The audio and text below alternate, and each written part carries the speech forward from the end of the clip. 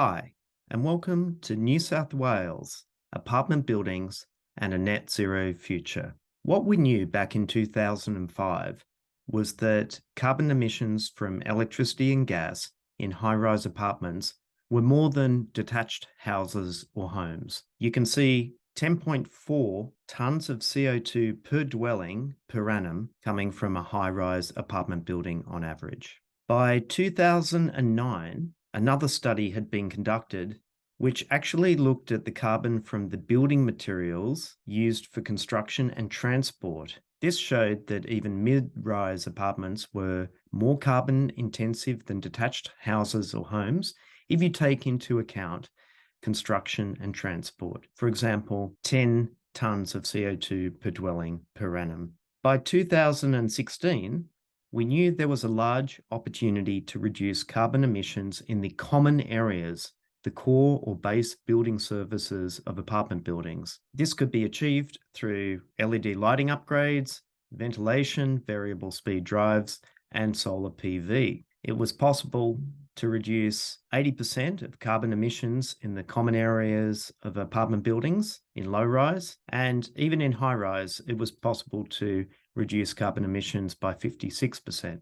Now, according to the New South Wales Land Registry in 2022, there are 965,000 registered strata lots in the state of New South Wales, and there are 84,000 registered strata plans.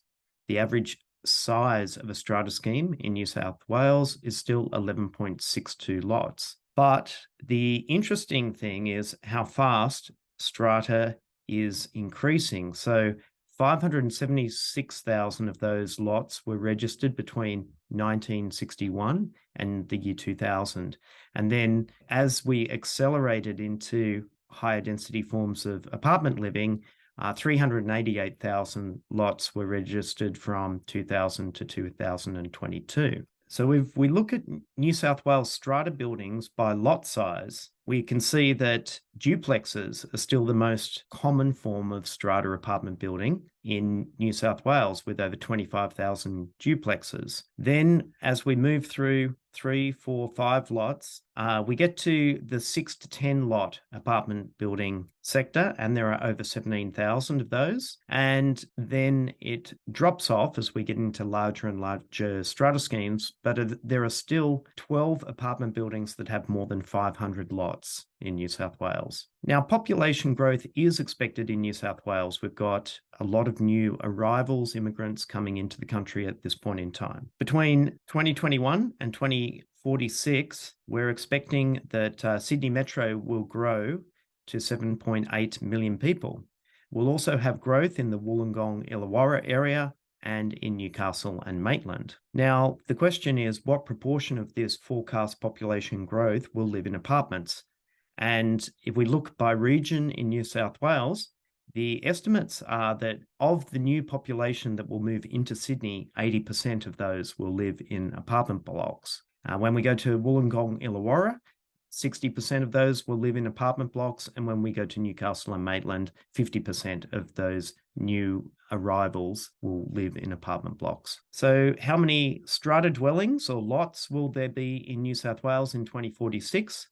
Over 2 million. Now, what we found out about property valuation impacts in 2022, thanks to a domain.com.au study, is that there is a 13.4% price premium for online real estate listings of units with energy efficient features. There are a couple of other benefits in that apartments with energy efficient features have 4% less days on market before they sell, and they have 9% more views of the online real estate listings. So what we need to do now is electrify everything in apartment buildings. That means moving hot water to heat pumps, more LED lighting, solar PV and batteries, reverse cycle air conditioning, as well as introducing electric vehicle charging stations. Now, here is a great case study of electrification that can show how it can be done. 27 to 52 Palmer Street in Woolloomooloo is called the Galleria. It's an apartment building consisting of 64 apartments. It's got a lift and 2 levels of underground car parking. And they did a 6-year electrification journey in the common areas of the building. And this resulted in their neighbours for apartment buildings' energy rating increasing from 0 stars up to 4.5 stars. They also improved their water rating from 2 stars to 3 stars, which is average. So they achieved this through $136,000 worth of projects in LED, hot water plant upgrades. They installed an electricity monitoring device. They decommissioned a central cooling tower and moved everyone in the building that wanted air conditioning to using their own reverse cycle air conditioner, and they installed solar and batteries. They also have an EV charging infrastructure roadmap in place.